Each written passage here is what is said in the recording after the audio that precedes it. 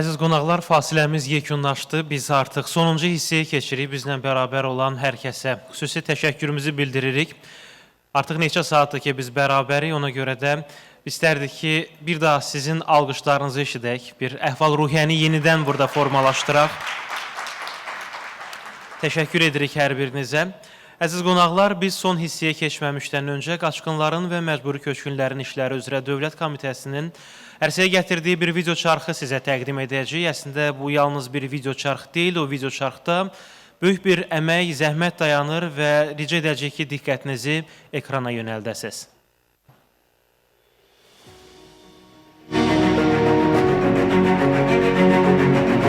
Gözəl Qarabağımız dirçəlir. Yenidən Qarabağ parlamağa başlayır.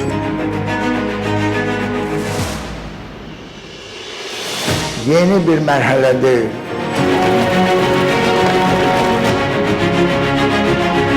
Yeni bir həyat başlayır. Şəhərlərimiz yenidən inşa olunur, insanlarımız ora qayıdır. Artıq bu qayıdış bizim üçün çox əlamətlərdir. Orada yaşamaq hamımızın borcudur.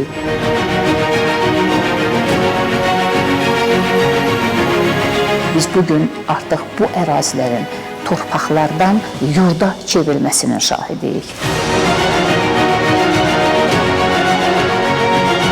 Ərazi bütövlüyümüz bərpa olunandan sonra indi yeni dövr başlayıb. Bundan da gözəl işlər orada görünəcək.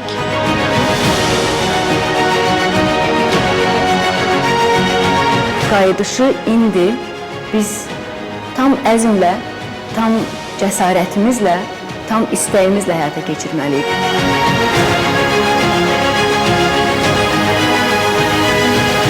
Ora qayıtmalıyıq. Mütləq qayıtmalıyıq. Biz o torpaqların gözəlliyini əvvəlkindən də çox gözəl qaytarmalıyıq. Yenidən o torpaqları dirçəltmək, oraya yenidən həyat vermək lazımdır.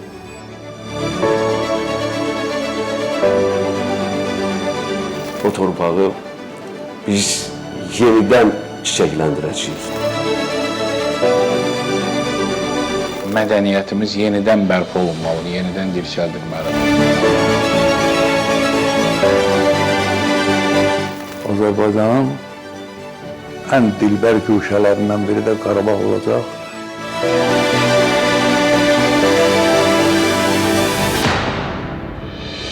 Qarabağ yenidən yeni həyat alsın, yeni nəfəs alsın. Biz Qarabağda yeni Azərbaycanın təməlini qoymalıyıq. Böyük qayıdış artıq başlayıb. Böyük qayıdış artıq başlayıb. Böyük qayıdış artıq başlayıb. Böyük qayıdış artıq başladı. Böyük qayıdış artıq başlayıb. Böyük qayıdış artıq başladı.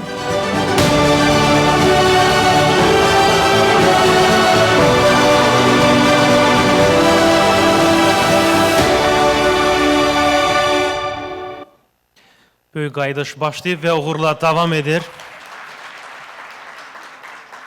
Artıq Qarabağımız inkişaf edir və təbii ki, bir daha vurğulayaq ki, investorların da diqqətini bugün cəlb etməkdədir. İnanırıq ki, Qarabağımızda bundan sonra da daha böyük və daha uğurlu işlərin daim şahidi olacağıq. Əziz qonaqlar, indi isə məruzə çıxışlarını sizə təqdim edəcəyik. Ardından isə vəd verdiyimiz hədiyyələrin təqdim olunması üçün Latatron bu səhnəyə gətiriləcək. İndi isə məruzə çıxışını təqdim etmək üçün səhnəyə Azərbaycan Kiber Təhlükəsizlik Təşkilatları Assosiasiyasının icraçı direktoru Rauf Cabbarovu sizin alqışlarınızla dəvət edirik. İnanırıq ki, sizin üçün faydalı bir çıxış olacaq. Gəlin onu alqışlarla səhnədə qarşılayaq. Buyurun.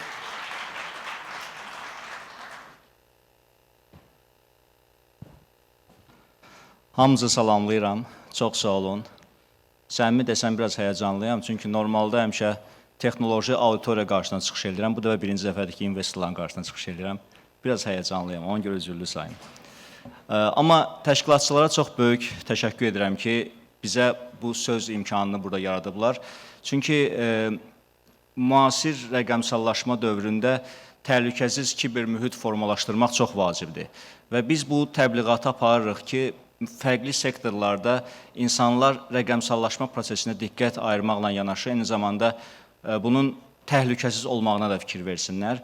Və çox sevindiricidir ki, burada C-level rəhbərlər əyləşib və biz birbaşa rəhbərlərə xitab edə bilirik. Əslində, rəqəmsallaşma və kiber təhlükəsizliyin təbliği üçün bundan yaxşı alət ola bilməz.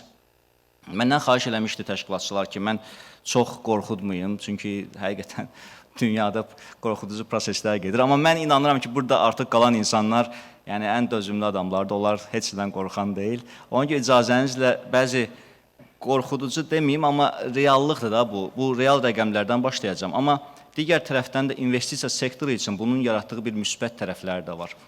Onu söyləyim ki, mən özümü peşəkar investisiya sahəsinin adamı saymasam da, özüm fərdi investor olaraq 7-8 illik təcrübəm var. Ona görə biraz o backgroundla da yuxarı-aşağı nə baş verdiyini bilirəm və bu baxımdan da müəyyən fikirlər söyləməyi düşünürəm ki, bacaracağam. Ən vacib ondan ibarətdir ki, biz rəqəmə baxsaq, dünyada bugün 10 trilyondur. Kiber hücumların vurduğu zərər 10 trilyon dollardır. Demək, 18-19-cu illərdə təxminən bu 4-5 trilyon idi.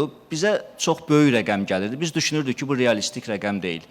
Amma 25-ci ildə 10 trilyon olmağını biz tam əminik ki, bu belədir, bəlkə də yüksəkdir. Çünki bizim ölkənin də rəqəmlərinə baxanda görürsən ki, həqiqətən proses belə böyük şəkildə ziyanlara gətirib çıxan istiqamətdə gedir. Və artıq dünya iqtisadi təşkilatları başlayıblar kiber təhlükəsizliyi prioritet nöqtələri qoymağa. Ümumiyyətlə, kiber təhlükəsizliyi də investisiya sahəsi kimi risklərin idarə edilməsinə əlaqədardır. Yəni, burada risklər idarə olunur, bilavasitə risklər qiymətləndirilərək ona uyğun təhlükəsizlik qurulur və aydın məsələdir ki, maliyyə sektoru ən yüksək riskli sahələrdən sayılır. Mən əfsuslar olsun ki, bu hesabatın, bu dünya İqtisadi forumun hesabatıdır. Bu hesabatda maliyyə sektoru üçün kiber təhlükəsizlik hansı səviyyədədir, ona baxmamışam. Amma ümumilikdə baxanda və görə bilərsiniz ki, 1-ci və 5-ci yerdə duran risklər kiber təhlükəsizliyə əlaqədardır və yaxın 2 ildə bu risklər ən belə yuxarı səviyyədədir. Yəni, ona görə siz investisiya sahəsi olaraq bunları göz ardı edə bilməzsiniz. Ölkəmizin trendlərinə gələndə, baxa bilərsiniz, 19-cu ildən rəqəmlər göstərilir. Bu, solda olan qrafiklərdə dövlət orqanlarına olan kiber hücumlardır. Təxminən 3-4 dəfə qalxma var. Son 4-5 il ərzində 3-4 dəfə artım var hücumlar baxımından. Və bəzi rəqəmlər də maliyyə sektoru ilə əlaqəlidir ki, hansını sağda görürsünüz. Bu rəqəmlərə baxdıqda da keçən il 22 milyon maliyyə ziyanı baş verib. Düzdür, bu rəqəmləri Daxili İşlər Nazirliyi elan eləyir. Mərkəzi Bank öz növbəsində deyir ki, bu biraz mübahisələndiriləcək məqamdır. Çünki bir çox hallarda insanlar özləri buraxdığı səhvlər ucbatından bu 22 milyon ziyana uğrayıblar. Bir növ bu bank sistemi ilə o qədər də əlaqəli deyil də. Amma reallıq ondan ibarətdir ki, bu vəsait kartlardan hər hansı bir formada çıxarılıb. Və yalnız Kapital Bankın nümunəsində 2024-cü ildə yüzlərlə veb-sayt yaradılıb, hansı ki, fake veb-saytlardır. Eyni şey investisiya sektorunda da baş verir. İnvestisiya şirkətlərinin də fake veb-saytları yaradılır, fake sosial media kanalları yaradılır. Bunlar hamısı sizin müştərilərinizin bir növ həmən o kanallara aparmaq, onları sosial mühəndislik yolları ilə aldatmaq və sonradan onların pulunu ələ keçirməyə gətirib çıxardacaq. Ona görə siz də bu məsələlərə daha operativ olaraq monitoring eləməlisiniz ki, həqiqətən fake saytlar varmı, ümumiyyətlə nə baş verir? Bu çox prinsipal məqamdır. Aşağıda görsənmir və yadınızdadır 23-24-cü ildə TOS online piramidası. Bu da bir investisiya sektoru üçün bir vacib təhdiddir. Çünki kütlə olaraq adi insanlar düşünürlər ki, bu elektron piramidalar, bunlar investisiya vasitələridir və onun gətirib çıxardıb ki, real investisiyadan insanlar uzaq durublar, amma düşünürlər ki, onlar investisiya edirlər. Və bu ilə bağlı da çox ciddi mübarizə aparmaq lazımdır. Məsələn, TOS-un dövriyyəsi 5 milyon olmuşdu da, yəni bu böyük rəqəmdir ki, onlar 5 milyon əhalidən toplaya bilmişlər bu vəsaiti. Və dünyada da gedən proseslər onu göstərir ki, maliyyə və investisiya şirkətlərinə qarşı müxtəlif hadisələr baş verir. Ən məsələn, böyük hadisələrdən biri Revolut Bankına qarşı olan hadisə idi. Bu hadisələrin bir çoxunda baxırsan ki, fərdi məlumatların sızması baş verib. Ona görə bizim ən vacib bugün həm dövlət qarşısında istəyimiz, ümumiyyətlə tələb ondan ibarətdir ki, fərdi məlumatlarla bağlı qanunvericilik çox ciddi səviyyədə formalaşdırılsın. Məsələn, Avropada GDPR deyilən bir qanunvericilik var. O bizdə tətbiq edilmir hələ. GDPR-ın əslində bir çox hallarda GDPR-a görə məlumat sızması baş versə, çox böyük maliyyə sanksiyaları tətbiq edilir qurumlara və burada gördüyünüz o bütün qurumlara çox böyük maliyyə sanksiyaları tətbiq edilmişdir bu data sızmalarına görə. İndi bu rəqəmləri görürük, biraz rəqəmlər qorxuducudur, amma digər tərəfdən də biz asan investisiyanı təbliğ eləməliyik. Mən bir investor, fərdi investor kimi təxminən öz user experience-dan çıxış edərək deyə bilərəm ki, mən 17-ci, 18-ci ildə hətta investisiya şirkətinin ofisinə gedib oradan səhm sifarişini eləmək, sonra e-mail üzərindən sifariş eləmək, sonra applicationlar üzərindən applicationlar təkmilləşdi. İndi applicationlar artıq bank applicationlara inteqrasiya olunub. Bu yolu tam görmüşəm, amma rəqəmsallaşma öz-özlüyündə kiber təhdidlər də artır gedəcək. Yəni, həmişə bilmək lazımdır ki, rəqəmsallaşma artırsa, kiber təhdidlər də artacaq. Bu eyni trenddir də bu məsələlər. Amma digər tərəfdən də bu trend investisiya sahəsinə insanlarda maraq oyada bilər. Soruşun, necə oyada bilər? Mən ona cavab verim. İnsanlar bir çox hallarda pulu ona görə itirirlər ki, onlar sərbəst vəsaitlərini kartda saxlayırlar. Və araşdırmalar göstərir ki, senarilər belədir ki, bir çox hallarda kartda olan sərbəst vəsaiti götürmək mümkün olub. Çox vaxt hesabda, aydın məsələ depozitdə olan ümumiyyətlə qəlizdir, amma hər hansı bir hesabda olan, karta bağlı olmayan vəsaiti götürmək çox çətindir. Ona görə siz investisiya şirkətləri təbliğat aparmalısınız ki, insanlar gətirsinlər vəsaitini yatızdırsınlar investisiya şirkətinin hesablarında. Sonra onun təbliğatını aparmalısınız ki, səhm almaq özü bir mülkiyyət formasıdır. Siz mülkiyyətə sahib olursunuz.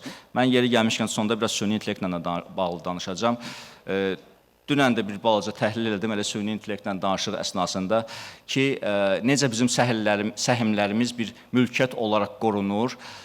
Düzdür, mən Azərbaycanda bu dəqiqə 3 investisiya şirkətinin xidmətindən istifadə edirəm. Onların reportlarını yüklədim süni intellekt bazalarına ki, onlar mənə sübut eləsinlər ki, həqiqətən mənim səhmlərim qorunur. Reportlarda və saytlarda o qədər də bu ilə bağlı məlumat yox idi.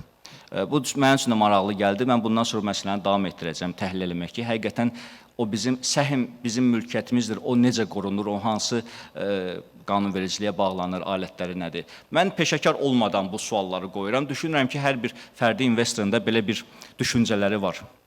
Bəs riskləri necə idarə edək? Burada əsas sual ondan ibarətdir də. Siz investor olaraq riskləri idarə edirsiniz, kiber təhlükəsizlik baxımından riskləri necə idarə edək? Burada mən ayırmışam. Bizim 3 elementimiz var. Solda investisiya şirkətləri, ortada regulator, mərkəzi bank və sağda fərdi investorlar. Bu, hər birinin üzərinə müəyyən məsuliyyət qoyur. Mən yalnız investisiya şirkətlərlə bağlı bu slaydı göstərəcəm. Sözümün canı ondan ibarətdir ki, əslində burada investisiya şirkətləri öz IT və kiber təhlükəsizlik siyasətini biraz təhlil etməlidirlər. Bizdə GRC deyilən bir şey var təhlükəsizlik məsələsində, Governance, Risk and Compliance, hansı ki maliyyə sektorunda da var, siz bunu çox yaxşı bilirsiniz. Bizim bu GRC-nin əsas konsepsiyası, ideyası ondan ibarətdir ki, kiber təhlükəsizlik mütəxəssisi, hansı ki sizin mümkün kiber təhdid risklərinizi qiymətləndirir, o IT-dən aralı olmalıdır, fərqli olmalıdır. Əgər o IT ilə birlikdə olursa, qoşulurlar rəqəmsallaşma prosesinə, deyirlər gəlin rəqəmsallaşdıraq, daha maraqlı eləyək. Nəticədə elə alınır ki, sən demə rəqəmsallaşma hansısa vətəndaşın hər hansı bir əməliyyatını qorumamağı gətirib çıxardı. Ona görə bu şəxs hansı ki, security-yə cavabdehdir, o müstəqil olmalıdır və yaxşı olar ki, CEO-ya cavabdeh olsun. Bu prinsipi qorumaq, mesaj olaraq qorumaq və sonra da regulatorun müəyyən tələbləri var da. Regulatorda səmimi deyim ki, Mərkəzi Bank bu məsələdə çox yaxşı işləyir və yəni mümkün qədər çalışır dünyavi trendləri ölkəmizdə tətbiq eləsin. Əvvəl strategiya qəbul etdilər, sonra qaydaları qəbul etdilər kiber təhlükəsizliyi ilə bağlı. Və qaydalarda hamının yerini müəyyənləşdirdilər. Yəni bildiyiniz kimi investisiya şirkətləri bu ikinci kateqoriyada səhv eləmirəmsə. Bu nəyə görə lazım idi? Əslində onlar da risk prinsipləri üzərindən gediblər. Banklar daha çox risklidir, onları yuxarı kateqoriyaya qoyublar və aşağıya doğru gəliblər. Biz məsələn keçən il mikromaliyyə sektorunda forumda bu məsələlərlə bağlı danışdıq. Mikromaliyyə qurumları üçün rəqəmsallaşma bugün aşağı səviyyədədir. Yəni maliyyə sektorunu götürəndə ən aşağı səviyyədədir. Ona görə orada kiber risklər o qədər böyük deyil.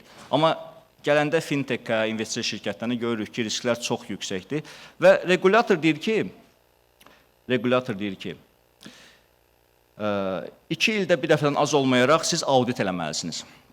Bu çox prinsipaldır. Yəni buna xahiş ilə mütləq şəkildə fikir verəsiniz. Zaten regulator gəlib bunu tələb eləyəcək sizdən. Bu bizim üçün də Kiber Təhlükəsizlik Təşkilatları Assosiasiyası üçün də müəyyən bir fəaliyyət arealı açır.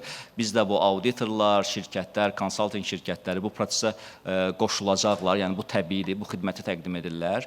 Amma bu sizin üçün çox vacibdir ki, çünki kiber təhlükəsizlikdə belə bir məsələ var da, reaktiv olmaq həmişə çox bahalıdır. Hadisə baş verir, sən başlayırsan onu düzəltməyə, daha çox pul xərcləməli olursan. Təxminən 5-10 dəfəyə qədər daha çox pul xərcləyirsən. Nəinki proaktiv olmaq. Proaktiv odur ki, sən audit keçirdirsən, boşluqları müəyyənləşdirirsən, bir dənə sənin CISO-un var, security üzrə officer, hansı ki, mütəmadi olaraq prosesləri tənzimləyir, CEO-ya məruzə eləyir. Bu proaktiv yanaşmadır. Proaktiv olanda baxmayaraq ilkin olaraq adamda elə bir təəssürat yaranır ki, mən artıq pul verməliyəm, konsaltinqə pul verməliyəm, auditə pul verməliyəm. Amma nəticədə o yekundakı hadisə baş verəcək. O hadisədən daha az xərcləyirsən və qənaət etmiş olursan. Sonda bizim tövsiyələrimiz ondan ibarətdir ki, biz 4 tövsiyəni formalaşdırmışıq. Dediyimiz kimi o iyarxik yanaşmanı, security-nin ayrı olmasını, security-nin bir consulting rolunu oynamasını daxildə, eyni zamanda işçilərin maarifləndirilməsi, eyni zamanda zero trust deyilən bir konsepsiya var. O deməkdir ki, şirkət daxilində heç kimə inanmaq lazım deyil. Birinci şəxsin axırıncı şəxsə qədər hamısı o security qaydaları qabağında bərabərdirlər. Və bu zero trust modelini tətbiq eləmək. Çünki nə baş verir? Müəyyən кейslər yəqin siz də bilirsiniz. Bəzən baş mühasib hər hansı bir əlavə səlahiyyətlər əldə edir. Nəticədə ona gətirib çıxardır ki, insan security qaydalarını keçərək hər hansı bir qərarlar verir, o qərarlarda böyük vəsait itkisinə səbəb olur. Və bu zero trust bir növ security konsepsiyası olsa da bütün şirkətə tətbiq edilə bilər. Və müntəzəm təhlükəsizlik, audit və risklərin qiymətləndirilməsi ən vacib məsələdir. Digər tərəfdən fərdi investor durur. Bəs fərdi investor nə etməlidir? Aydın məsələ, siz fərdi investorla da işləməlisiniz, onu da təbliğ eləməlisiniz, təhlükəsizlik metodlarının istifadəsini. Amma fərdi investor da bilməlidir ki, phishing var, zəif parolların istifadəsi problem yaradır. Bu primitiv görsənə bilər, çox güman ki, primitiv də görsənir. Amma 70% itkilər bu primitiv məsələlərdən baş verir də, sosial mühəndislik deyilən bir şeydən baş verir. İnsanlara mesaj yazırlar, deyir ki, hər hansı bir investisiya şirkətindən sizə yazırıq, məsəl üçün Revolutda belə olub, hesabınızda problem var, bir dənə girin ora, girdi, bütün məlumatlar getdi. Sadə bir şeylərdən baş verir, ona görə üçüncü orada görürsünüz, 2 faktorlu müdafiənin qurulması. Bugün bizdə hələ də ikinci faktor olaraq, 2 faktorlu nə deməkdir? Mən öz səhifəmə girəndə user parol yazıram, girirəm. Əlavə olaraq məndən deyir ki, bir SMS kod da istəsin. Amma siz bilməlisiniz ki, bu SMS OTP kod deyilən bir texnologiya 80-cı illərdə yaradılmış texnologiyadır. Özü çox köhnədir. Ona görə burada da dünyanın bir yanaşması var ki, artıq Authenticatorlar vardı. Məsələn, Google Authenticator var. Mənim telefonumda Google Authenticator var. Hansı ki, bütün mənim girdiyim sistemlərə görə orada daim mənə online kod verir. Daim dəyişən kod verir. Yəni, SMS-ə bağlı deyiləm mən. Bunu hər hansı bir formada investisiya şirkətlərin təbliğ edilməsi çox vacibdir. Məsələn, digər bir məqamı deyim. Mən yerli investisiya şirkətlərin applicationlarından istifadə edirəm. Ora daxil olduqdan sonra, bəlkə mən səhv edirəm, amma bunu söyləyəcəm. Daxil olduqdan sonra hər hansı bir əməliyyat etdikdə məndən hər hansı bir əlavə təsdiq edici bir şey istəmir. Amma xarici investisiya şirkətləri istəyir. Deyir, əməliyyat eləyirsənsə, bir dənə layer əlavə olaraq bunu sübut elə ki, sənsən. Bir də burada dördüncü var, ictimai Wi-Fi-dan istifadə eləməyin. Yəni, siz başa düşməlisiniz ki, əgər siz internetə birbaşa qoşulmamışsınızsa, sizin o arada ki var, Wi-Fi-yə qoşulursunuz, sonra qoşulursunuz ictimai internetə. O arada ola bilər ki, hacker oturub orada və o daxil olma gedir də, seans gedir. O seansa müdaxilə eləyir. Aydın məsələdir ki, belə oteldə olmayacaq, çünki burada IT var, falan var. Amma digər ictimai yerlərdə çalışın ictimai Wi-Fi-yə qoşulmayın. Yekun tövsiyələrim bunlardır. Sonda biraz AI haqqında danışmaq istəyirəm icazənizlə. Çünki AI bizim üçün də çox böyük bir çağırışdır. İnvestisiya sahəsi üçün də böyük çağırışdır. Bizim üçün niyə çağırışdır? Çünki çoxlu etik məsələlər var burada. AI başlayıb hər yerdə tətbiq edilməyə. Məsəl üçün, təhlükəsizlik baxımından bütün təhlükəsizlik şirkətləri AI-yı inteqrasiya edirlər öz texnologiyalarına. Bu, biraz prediction baxımından çox yaxşıdır. Bəzi prosesləri avtomatlaşdırılıb, rutin işləri AI qabaqlayıcı işlər görə bilir. Amma digər tərəfdən insan faktorunu azaldır. Müəyyən etik məsələlər var. Təhsildə də bunun müəyyən etik məsələləri var. Bəs investisiya sahəsi üçün bu nə dərəcədə önəmlidir? Heç kimə sir deyil də, bilməm istifadə edirsiniz yoxsa yox. Demək, ChatGPT, FinChat, digər AI alətləri. Həqiqətən, mən məsələn görürəm ki, bu alətlərin çox böyük faydası var. Faydası nədən ibarətdir? Primitiv səviyyədə mən bugün tutaq ki, investisiya şirkətinə zəng eləməliyəm ki, mənə bu məsləhəti verin. Mən o sualları çox rahat yazıb orada əldə edə bilirəm. Növbəti mərhələdə, mən indi məsələn başlamışam onlara artıq müəyyən sorğular verməyə. Buna investisiya eləmək olar, olmaz. Sadəcə baxıram, görüm bu mənə nə cavablar verir. Görürəm ki, bəzən bu alqoritmdir da, bəzən alqoritmlar özündən uydurur. Məsələn, deyirəm ki, Microsoft-da investisiya eləmək olar, yoxsa yox. Mənim üçün tutaq ki, bir illik bir qrafik qur, niyə olar, niyə olmaz. Görürəm ki, özündən rəqəmlər uydurur. Ona görə çox vacibdir ki, AI ilə də peşəkar rəftar eləmək. Yəni, verdiyiniz sorğular, datasetlər, o hara gedib istinad eləsin, hansı hesabatı siz oraya yükləyəsiniz ki, o hesabatdan siz özünüz də bir balaca onun algoritmini dəyişəsiniz. Bu da böyük bir istiqamətdir. Yəni, mən sadəcə bu mesajı vermək istəyirəm. Mən texnologiya sahəsini təmsil edən adamı kimi bu mesajı vermək istəyirəm ki, bu ilə bağlı da düşünmək lazımdır. Digər tərəfdən də bu AI, bu analitiklərin də bir növ işini əlindən almış kimi görsənir. Bu da bir böyük tendensiyadır. Eyni zamanda AI bu texnoloji şirkətlərin investisiya baxımından da gah onların qiymətini qaldırır, gah salır. Bu fluctuation da çox ciddi təsir göstərir. Düşünürəm ki, bu mesajı son olaraq verərək, düşünürəm ki, biz AI ilə bağlı növbəti forumlarda daha ciddi düşünməliyik. Çünki bunun həm bazara təsiri var. 24-cü ilin yayında olan enmələr bilavasitə süni intellektlə əlaqəli idi. Çünki bir çox hallarda süni intellektdən gözlənti var. Hamı bu haqda danışır. Amma bunun real iqtisadiyyat təsiri nədir, onu da başa düşmürük. Çünki heç bir şirkət də yekun hesabatında mən süni intellekt hesabına bunları əldə elədim, buna qənaət elədim kimi məlumatlar da vermir. Bu proses hara gedir? Bunu başa düşmək üçün məncə bu müzakirələri davam etdirmək lazımdır. Çox sağ olun, ümid edirəm sizi çox yormadım. Minnətdarım.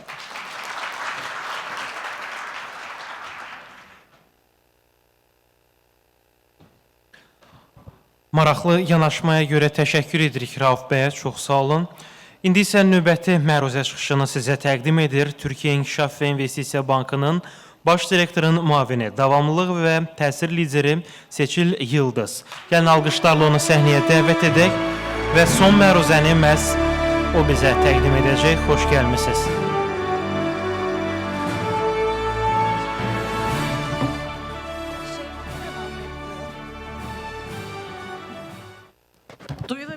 ettim herhalde. Türkçe yapsam anlaşılabilir mi? İngilizce mi yapayım? Anlıyorsunuz değil mi? Süper, harika o zaman Türkçe. Şimdi öncelikle çok teşekkür ediyoruz. Gerçekten çok kıymetli bir organizasyondu. Burada parçası olmak bizim için çok kıymetli, çok güzel. Geçen seneydi zannedersem Bakü Stock Exchange. Anlaşılmıyorsa Türkçem değiştirebilirim hemen. Okey, süper. Bakü Stock Exchange bizi ziyaret etti İstanbul'da ve birçok kurumu da.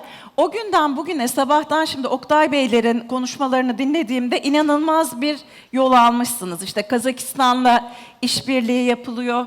Ondan sonra diğer kurumlarla Abu Dhabi borsasıyla işbirliği içindesiniz. LSEG gene. Yani işbirlikleri tarafında bir takım adımlar atılmış ve çok hızlı atılıyor. Ben çok genel böyle sizi de yormadan artık bu saat olmuş. Herkes biraz böyle yorulmuş da görünüyor açıkçası. Yormadan kısacık neden buradayız? Neden sermaye piyasaları bunu anlatıyor olacağım. Şimdi sermaye piyasaları dediğimiz şey açıkçası böyle havada, uzayda tek başına duran bir şey değil. Yani sermaye piyasalarını geliştirelim. Sermaye piyasalarının bir varoluş sebebi var. Yani sermaye piyasaları tıpkı banka kredileri gibi bir araç. Sebebi de fon raise etmek, fon oluşturmak. Neye? Yatırımlara, sabit kıymet yatırımlarına ve de işletme sermayesi ihtiyaçlarına şirketlerin. Şimdi dünyadaki toplam CAPEX'e baktığımızda yıllık en son 2022 datası mevcuttu. 650 trilyon dolar, o bilyon yanlış olmuş bilyonlar pardon. 650 trilyon dolar. Bunun sadece 1/6'ı banka kredileriyle finanse ediliyor.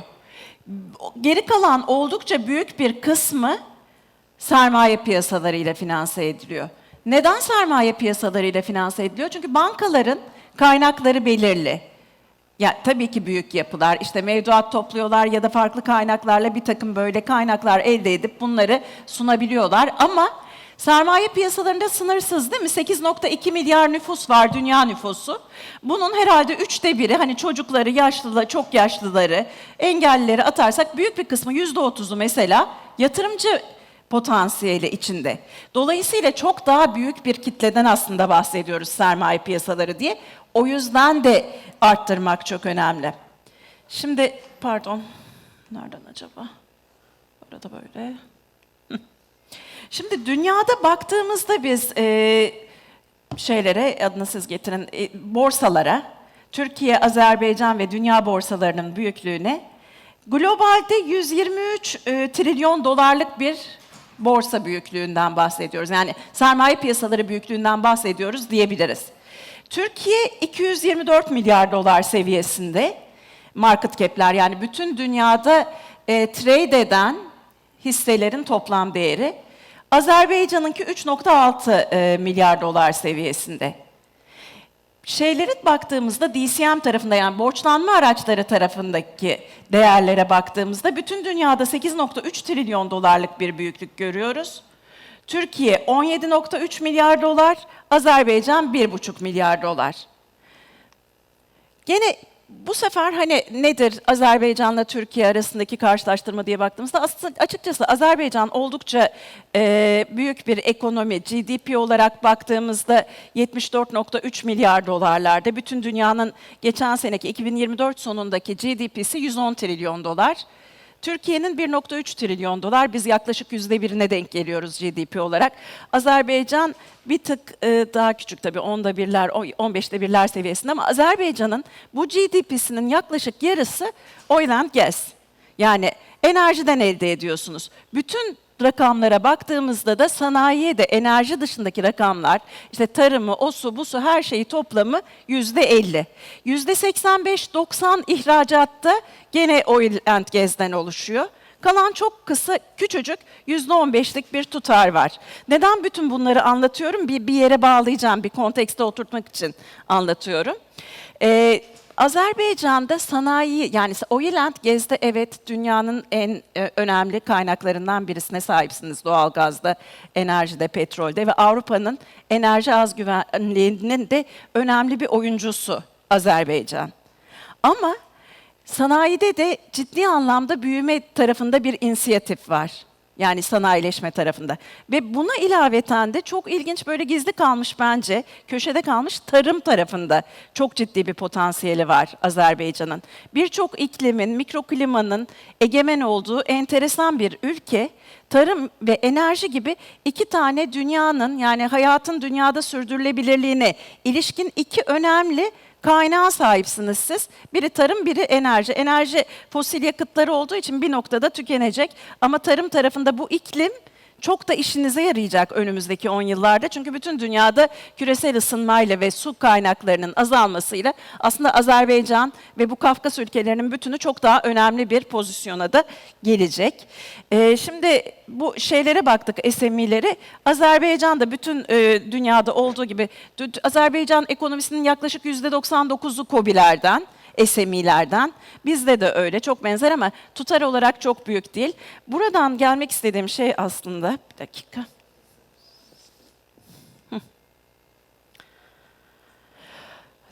Demografiler tarafında da gene çok benzer bir yapıya sahibiz. Yani tam böyle genç yaşlarda, genç orta yaşlarda yoğunlaşmış bir nüfus kitlesi var. İşte kadın erkek dağılımında gene çok benzer şeylere sahibiz. Ama eğitim tarafına geldiğinizde Azerbaycan'daki kitle çok daha eğitimli Türkiye'den baktığınızda. Yani bu yatırımcı bazı için de bir önemli bir faktör. Azerbaycan'ın eksportlarına, ihracatına baktığımızda İtalya birinci durumda, Türkiye ikinci durumda, sonra Rusya geliyor. Gene ithalatta herkesin olduğu gibi klasik Çin birinci ve Rusya ikinci. Buralardan şimdi, pardon. Sermaye piyasaları tarihçemize baktığımızda da bizimkisi işte Osmanlı döneminde başlıyor. Sizinki de gene 1886'larda. 1886'da Bakü Exchange kuruluyor. 1866'da bizim Dersaadet bono piyasası. İkimiz de ilk başta bütün borsalarda olduğu gibi borç ürünleriyle başlıyoruz. Daha sonrasında işte çok yenilerde 1986'da bizim sermaye piyasaları kurulumuz kuruluyor ve borsada kuruluyor. 2000'li yıllarda ise Azerbaycan sermaye piyasası kuruluyor ve 2016'da da SOKAR bondları, bonoları çıkıyor. Daha önceki sunumlarda da gördük ama şimdi burada öncelikli olarak şeye geleyim. Yani Azerbaycan ekonomisinden kısaca bahsettik. İşte Azerbaycan ekonomisi %99.7 genç şirketler sanayi tarafında. Yarısı enerji, oil and gas, geri kalanında sanayi, turizm, tarım, birçok şey var. Bunun da çoğu, yani private olan özel şirketlerin çoğu oldukça genç şirketler. Şirketlerin de böyle bir life cycle'ları var. Yani bizler gibi, insanlar gibi bunlar da işte dinamik yapılar. Doğuyorlar, büyüyorlar, belirli bir gelişme düzeyine, olgunluğa geliyorlar. O olgunlukta biraz yaşıyorlar, ondan sonra da düşme sürecine gidiyorlar. Başka stratejiler belirliyorlar. Şirketlerle birleşiyorlar, farklı alanlara giriyorlar ya da farklı ürünler deneyebiliyorlar.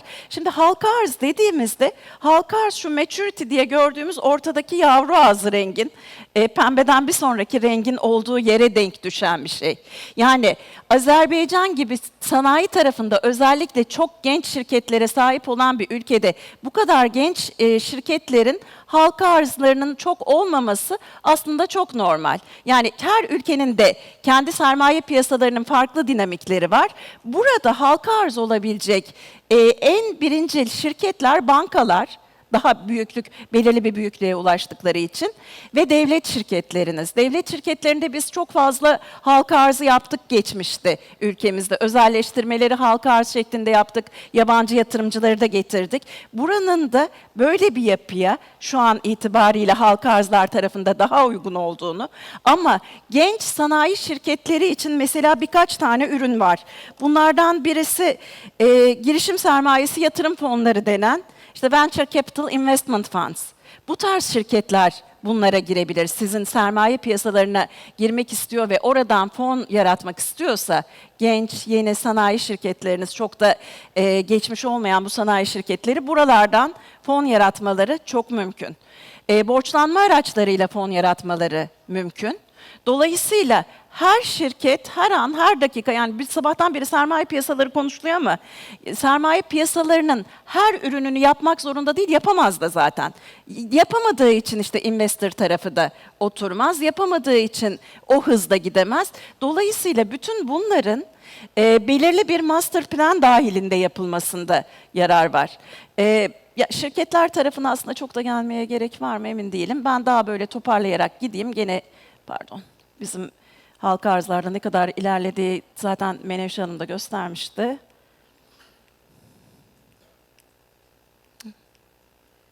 Buradan geleyim.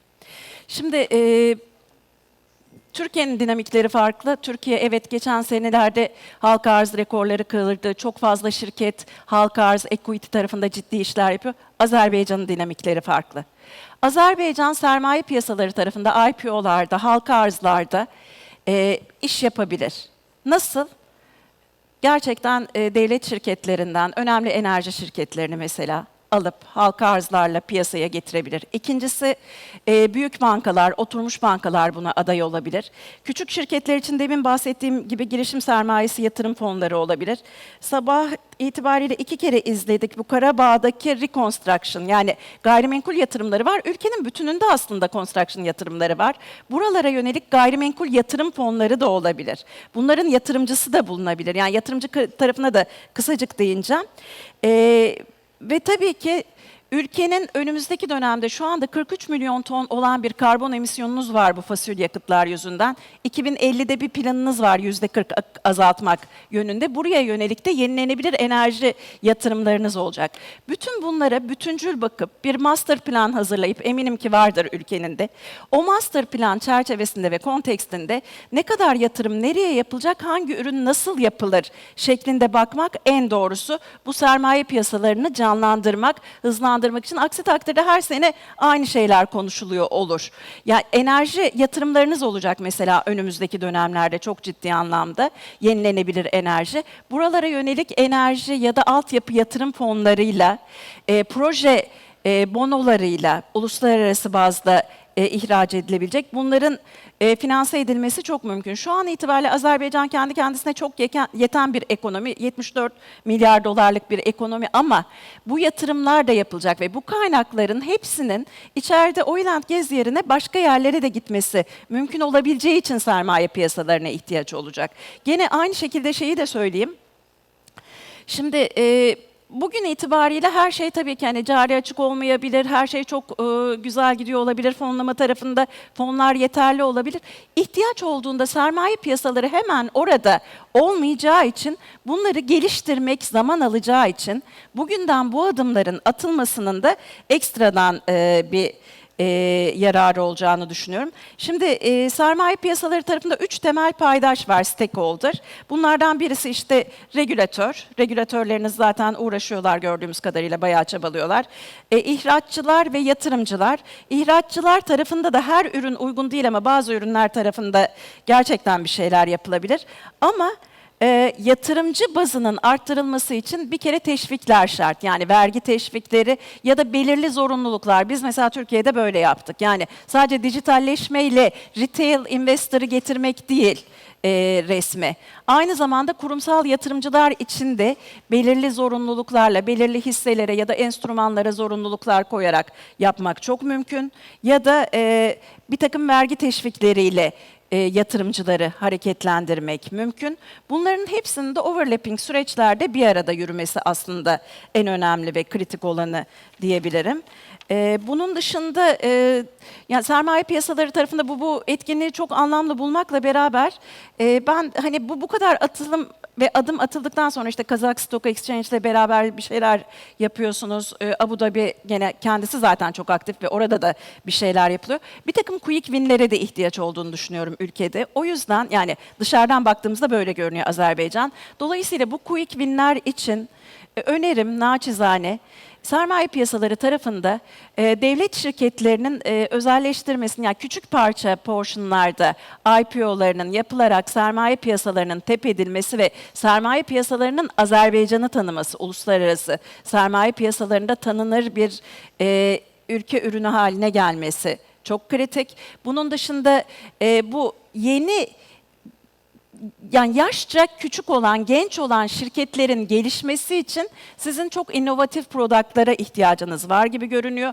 Bunlar IPO'lar değil, bunlar işte girişim sermayesi yatırım fonları teşviklerle ya da buna benzer işte sukuk, bono gibi ama biraz daha secure de olabilecek böyle teminatlı ürünlerle bu piyasaları da canlandırmak. Yani tamam, oil and gas'de gene büyük olun ama sanayiniz de büyüsün. Niye büyümesin? Tarım da büyüsün, daha da büyüsün, dışarıya ihraç eder hale gelebilin. Bunlar için de bu master plan çerçevesinde bence güzelce bu ürünlerin hepsini yapmak mümkün diye düşünüyorum. Son olarak neydi bu çok hoşuma gitmişti, bir dakika. Investor olmak asandır. Evet, asandır, kesinlikle asandır. Buna %100 katılıyorum. Ama bunun için devletin bir takım teşvikleri de vermesi şart yatırımcı tarafında. O tarafı canlandırmak için. Eminim de zaten yani sizde çok aktif regülatörler var. Bu tarafta da ciddi anlamda çalışıyorlardır diye düşünüyorum. Ben bir kere daha çok teşekkür ediyorum. Çok hayırlı olmasını ve hayırlara vesile olmasını da diliyorum bu etkinliğinde. Biz Türkiye olarak, yani kardeşlerimizsiniz, hani sisters, brothers diye düşünebiliriz. Her zaman desteklemek için buradayız, oradayız. Beraber iş yapmayı çok arzu ediyoruz. Ekipler burada, zaten Türkiye'den oldukça kalabalık bir ekiple geldik. Ama gelemeyenlerin de gönülleri burada. O yüzden lütfen hani bizlerle kooperasyon tarafında da iletişimde olalım. Biz ne yapabilirsek her zaman hazırız. Bunu da söyleyerek bitireyim. Hepinizi saygıyla, sevgiyle selamlıyorum.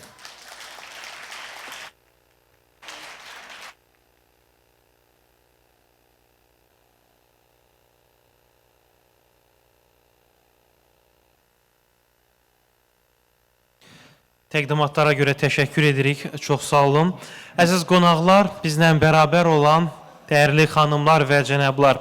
Beləliklə biz hədiyyələrin təqdim olunması məqamına keçirik. Daha dəqiq desək, Latatrondan adı çıxarılacaq şəxslərə, təbii ki, bu hədiyyələr və bizlə bərabər olan şəxslərə təqdim olunacaq mütləq şəkildə. Bizim dəyərli sponsorlarımız bizlə bərabərdirlər. Yalnız tədbirin keçirilməsi məqamında yox, həm də məhz bu hədiyyələrin təqdim olunmasından söhbət gedir. Mən rica edəcəm ki, Latatronu ilə səhnəyə, mərkəzə gətirək, sonra Latatrondan bir-bir elə bizə hədiyyələri təqdim edən şirkətlərin nümayəndələri ilə bərabər çıxaracağıq adları. Görək həmin şanslılar kimdir? İlk hədiyyələrimiz bizim Universal Təlim Invest Azdan olacaq. Universal Trader kursu maliyyə alətləri üzrə hazırda ticarət edən və ya gələcəkdə ticarət etməyi planlaşdıran traderlər üçün analitik üsulların ilkin səviyyəsini təqdim edən tədris proqramıdır. Maliyyə bazarında analitik təhlillərdən texniki və fundamental təhlil üsullarını cəmləşdirən kurs öz dinləyicilərinə tədrisin sonunda sərbəst şəkildə maliyyə alətlərini proqnoz etmək və ticarətdə qərar vermək bacarıqlarını formalaşdırır. Beləliklə, rica edəcəyik ki, Universal Təlim İnvestazdan Nadir İmanov xahiş edəcəyik ki, siz də bizlə bərabər burada olasınız. Çünki hədiyyələrin təqdim olunması elə hər sponsorumuzun öz nümayəndəsi ilə bərabər həyata keçiriləcək.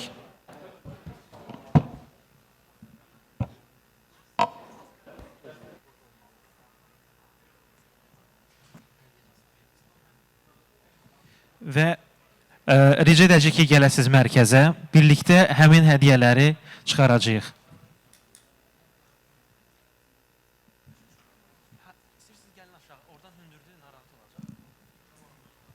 Latatron buradadır. Latatronu çevirəcəyik və burada kimlərin adı varsa, onlar bizdən bu hədiyyələri qazana biləcək. Investazdan, Investaz şirkəti tərəfindən Universal kurs qazanacaq həmin şəxs. Beləliklə biz Latatronumuzu açmaq istəyirik. Və buradan bir kağız çıxaracağıq. Həmin şəxs burada olarsa, yaxınlaşar olmazsa biz hədiyyəni həmin şəxsə təqdim edirik. Bu bizim sponsorlarımızın istəyidir. Ad soyadını elan edək. Fəqan Mirizadə, Nuruzadə üzr istəyirəm, Fəqan Nuruzadə. Buradadır mı? Buradadırsa yaxınlaşır, bizdən götürür. Burada deyilsə, hədiyyəsi təqdim olunacaq. Çünki Vəd verdiyimiz kimi sponsorlarımızın da istəyinə əsasən məhz adı çıxan şəxslərin hər birinə təqdim olunur. Bunu elə həmin adın yanında yerləşdirək, bu həmin şəxsə təqdim olunacaq. Növbəti hədiyyəni görə kim qazanır bizdən?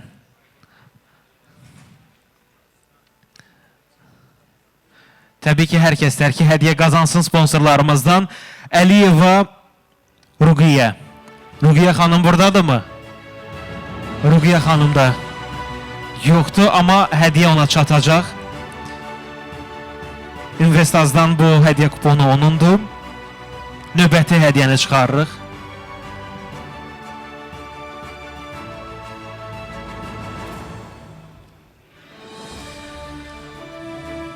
Sultanlı Türkan. Buradadırmı? Türkan xanım. Buradadır, yaxınlaşırsınız. Hədiyyəni məsələ sponsorumuzdan sizə təqdim edirik.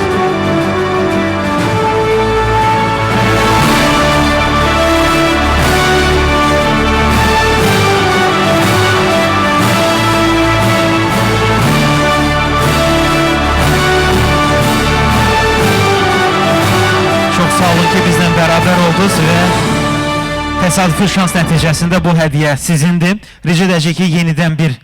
Yoxsa, bitdi artıq, bitdi. Təşəkkür edirik sizə.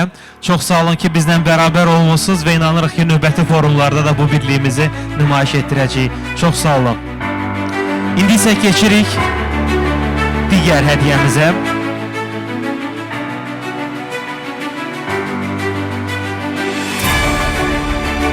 Paşa Kapitaldan olacaq bu hədiyyəmiz. Glinsol istiqrazları sizə təqdim olunacaq. İllik 12% gəlir Glinsol istiqrazlarında.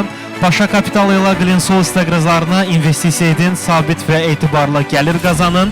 İstiqrazların əsas xüsusiyyətləri: nominal dəyəri 100 manat, gəlirlilik faizi illik 12%, ödəniş tezliyi rüblik, tədavül müddəti isə 2 ildir. Paşa Kapitalın onlayn müraciət platforması vasitəsilə abunə yazılışına qoşulursunuz və gəlirinizi artırırsınız. Rica edəcək ki, Gülnar xanım bizə yaxınlaşsın Paşa Kapitaldan və bu hədiyyələri sizin vasitənizlə təqdim edəcəyik. Latatronumuzu çeviririk. Görək növbəti şanslılar kimdir?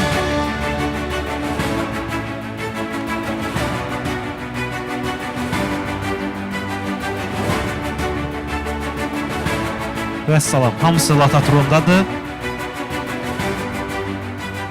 Hədiyyəmiz isə Paşa Kapital İnvestisiya şirkəti tərəfindən Glinsol istiqrazı qazanacaq. Həmin şəxs, görək kimdir? Adını göstərir, Mirzəliyev Fərrah. Əgər adını düz oxuyuruqsa, yəni yazılır. Mirzəliyev Fərzalı. Buradadırmı? Gedib.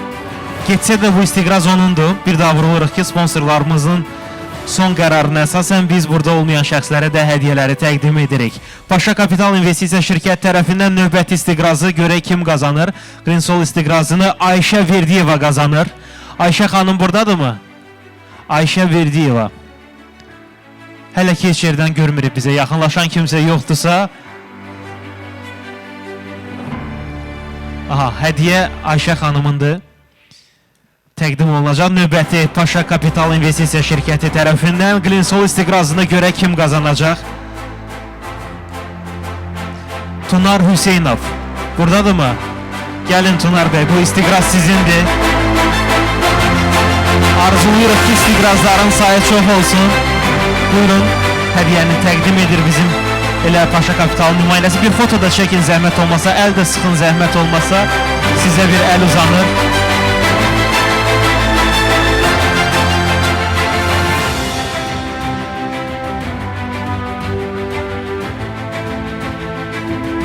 Təşəkkür edirik, çox sağ olun. Gülər xanım, sizə də çox sağ ol deyirik. Və növbəti hədiyyəmiz isə Ufinka istiqrazları olacaq. Leyla Balıqlanovanı rica edəcək ki, buraya yaxınlaşsın. Unique Capital İnvestisiya şirkətinin underwriterliyi ilə bazara çıxarılan Ufinka Azərbaycan istiqrazları 100 azınlik nominal dəyəri ilə illik 15% gəlirliyi ilə fərqlənir. Tədavül müddəti cəmi 18 ay olan bu alətin kupon ödənişləri rüblik əsasda, yəni hər 3 aydan bir aparılacaq. Beləliklə, Latatronu çevirməliyik qaydamıza əsasən.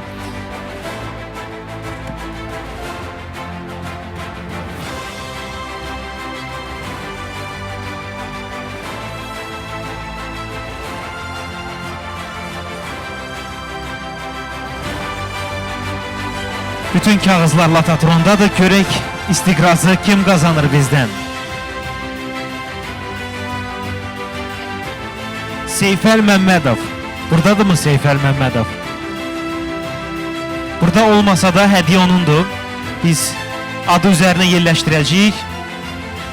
Keçirin növbəti istiqrazı. Görək kim qazanacaq. Siz sadəcə kağızı çıxarırsınız, biz elan edirik və Elçin Kazımlı. Buradadırmı Elçin bəy? Elçin Kazımlı. Burada olmasa da hədiyyə onundur. Təbrik edirik. İnanırıq ki, burada olanların da əksəriyyəti hədiyyə qazanacaqlar. Rızayeva Leyla. Leyla xanım buradadırmı? Gəlin Leyla xanım. Növbəti hədiyyə sizindir. İstiqrazlarınızın sayının çox olmasını arzuluyorum.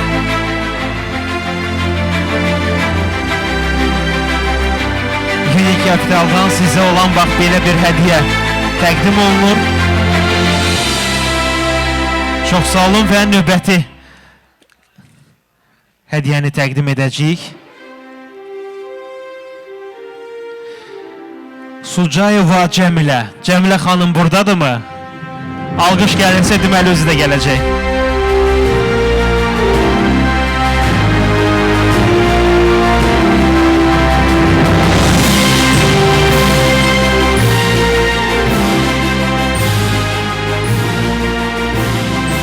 Təbrik edirik sizi də. Hədiyyələr davam edir. Hələ ki burada olanlar qazanır. Çıxarırıq. Növbəti istiqrazı görək kim qazanacaq. Fatimə Məmmədli ancaq xanımları çıxarırsınız. Fatimə xanım buradadırmı? Gəlin Fatimə xanım.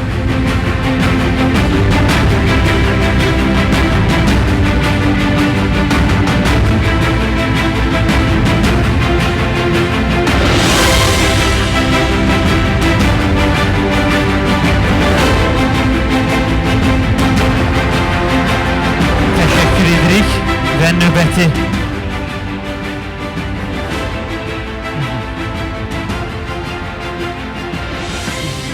bunun nə qədər ciddi olduğunu yəni ki bizə məlumat verəcəklər. Siqnalizasiya da yanır, ona görə soruşuram. Hələ ki adı elan eləyə görə kimlərdir şanslar? Turanə Novruzova. Turanə xanım Novruzova.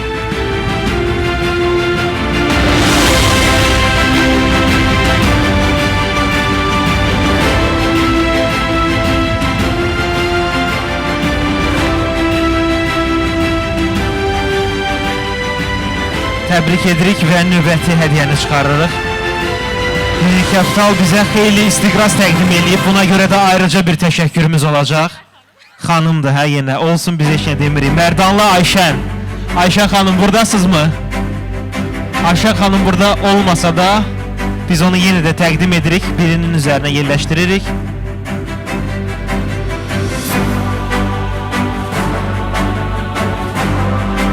Məhəmməd Zeynallı. Buradadırmı Məhəmməd bəy?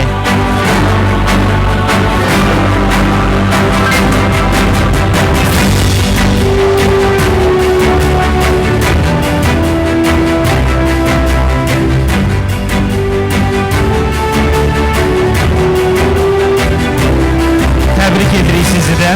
Hələ ki 2 istiqrazımız qalıb. Növbəti istiqraz təqdim olunur. Hə, o sizin əməkdaşdır, hə, ona təqdim elədim. O sizin seçimdir, artıq biz qarışmırıq ona.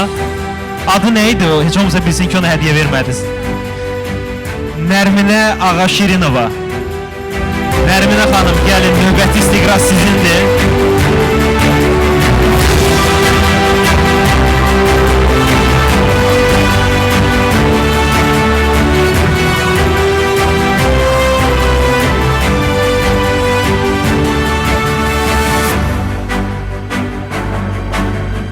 Və sonuncu istiqrazı təqdim edəcək. Unique Capital'a bir daha təşəkkür edirik.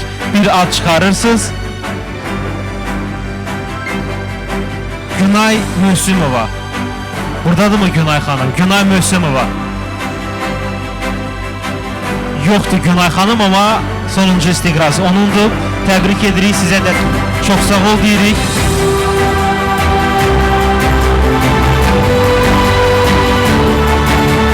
İndi isə ABB Invest tərəfindən 2000 ədəd qazanacaq. Görək kimlər, amma ilk olaraq ABB-nin nümayəndəsi Vüqar Tanrıverdiyevi bura dəvət etmək istəyirik.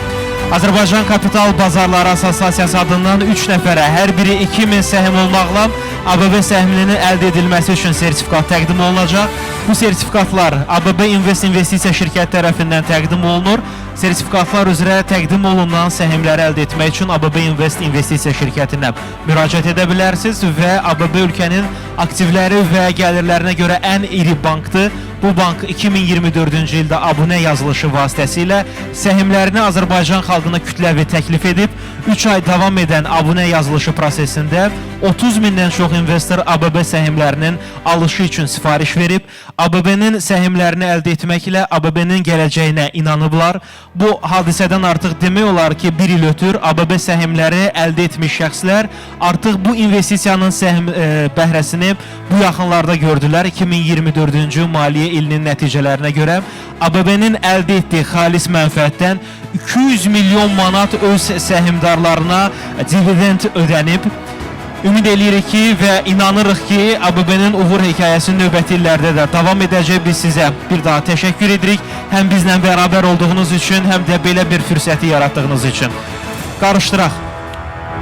Latatronu çeviririk və ABB Invest tərəfindən 2000 ədəd dəyərində səhm qazanacaq. Növbəti bizim şanslımız.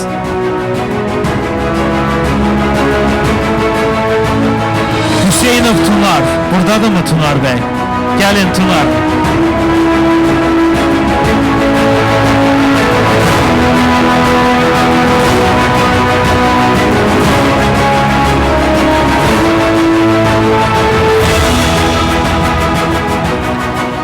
Təbrik edirik, sizindir. Uğurlar arzulayırıq və keçirik növbəti şanslının adını elan etməyə.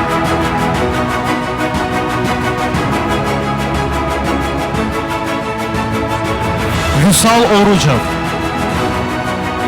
Buradadır mı Vüsal bəy? Vüsal Orucov. Burada deyilsə də əgər biz ona təqdim eləyəcəyik, adının üzərinə həkk edirik və yerləşdiririk bura. Görün növbəti kim olacaq şanslımız? Birini çıxartmalısınız, bəli. Sabina Atayeva. Buradadır mı Sabina xanım?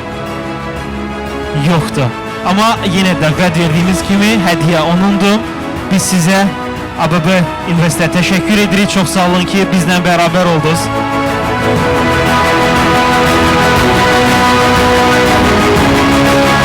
İndi isə Rabitə Bankdan FIFA 2025, yəni Maliyyə İnvestisiya Forumu lotereya qaliblərinə xüsusi hədiyyəmiz olacaq. Finance and Investment Forum 2025 tədbiri çərçivəsində keçiriləcək. Lotereyanın 10 qalibinə Rabitə Bank tərəfindən 5 illik pulsuz kartmane debit kartı təqdim edilir. Görək kimlər qazanacaq bunu və forumda qalib elan olunan 10 şəxsə xüsusi dizaynlı kartmane kart pəslahı təqdim ediləcək. Yəni sırf burada qalib olanlardan söhbət gedir. Və əlavə də var, burada hər bir qalib 3 iş gün ərzində Rabitə Bankın Müştəri Xidmətləri Departamentinin baş ofisinə yaxınlaşaraq şəxsiyyətini təsdiq etməklə kartının rəsmiləşdirilməsi və istifadəyə verilməsini təmin edə bilər. Beləliklə adları çıxaracağıq. Görək kimdir? 10 qalib elan olunacaq. Camal Qurbanlı. Buradadır mı? Camal Qurbanlı. Burada olmasa da biz bu hədiyyəni ona təqdim edəcəyik. Növbəti qalib görək kimdir?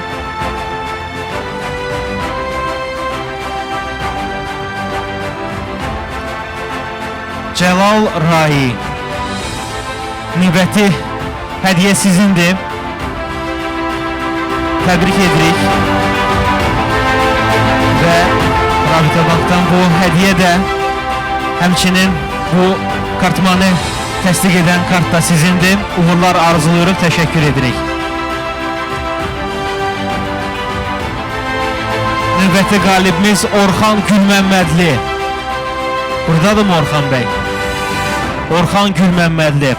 Hədiyyə onundur, burada olmasa da. Sözümüz söz.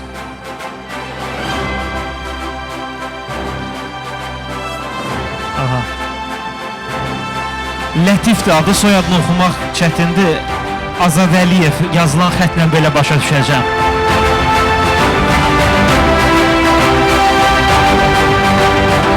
Lətif, sizi də təbrik edirik. Burada bizim sizə də təqdim edəcəyimiz hədiyyə var. Bu sizin və yaxınlaşarsınız Rabitə Banka. Bir fotoqraflarımıza da baxaq. Biz onlara da gəlin bir alqış səsləndirək. Çünki gün ərzində bizlə bərabər oldular. Fotoqraflarımız, videoqraflarımız, operatorlarımız gün ərzində hər şeyin yaxşı olması üçün təşəkkür edirik sizə. Yaxşı düşməsi üçün bax belə zəhmət çəkdilər. Texniki heyətə, səs rejissorumuza, həmçinin kadrların idarə olunması üçün də orada bizim rejissorumuz əyləşib. Ona da ayrıca təşəkkür edirik. Həzrət Bayramlı. Həzrət buradadırmı? Burada olmasa da biz hədiyyəni ona təqdim edəcəyik.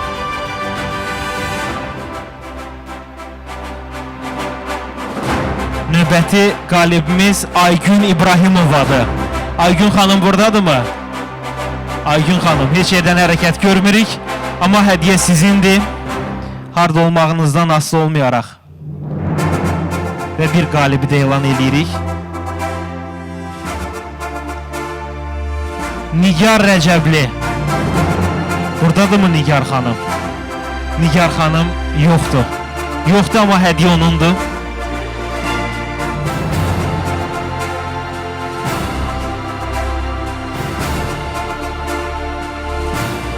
Şəms Bağırova. Şəms xanım, gəlin. Növbəti hədiyyə sizindir.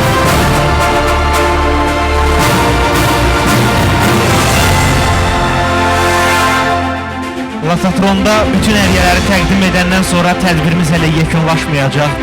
Sonda da bir bağlanış nitqi olacaq. Ona görə də rica edəcək ki, bizdən bərabər qalasınız. Təbrik edirik sizi. Sağlıqla işlədim bu Rabitə Bankın sizə təqdim etdiyi kartmananim və növbəti hədiyyəmiz də elə Rabitə Bankdan olacaq. Orucov Fariz. Fariz buradadırmı? Orucov Fariz. Fariz bəy burada deyil, amma hədiyyə onundur Rabitə Bankdan. Və sonuncu, Rabitə Bank tərəfindən yaşıl kartmananiyə görə kim qazanacaq? Bir nəfərin adını kənardan çıxaraq. İbrahim İsmailov. Buradadırmı İbrahim bəy? İbrahim İsmailov. Burada olmasa da hədiyyə onundur. Təbrik edirik. Və əziz qonaqlar, beləliklə bizim hədiyyələrimiz yekunlaşsa da, bizim hələ ki forumumuz yekunlaşmır. Sonda bir bağlanış nitqi də olacaq. Biz sizə təşəkkür edirik. Çox sağ olun ki, bizlə bərabər olmusunuz. Amma biz sonda istərdik ki, elə səhnəyə Azərbaycan Kapital Bazarları Assosiasiyasının Direktorlar Şurasının sədri Orxan bəyi dəvət edək. Orxan Bağırovu bağlanış nitqi üçün biz səhnəyə, tribunaya dəvət edirik. Buyurun Orxan bəy.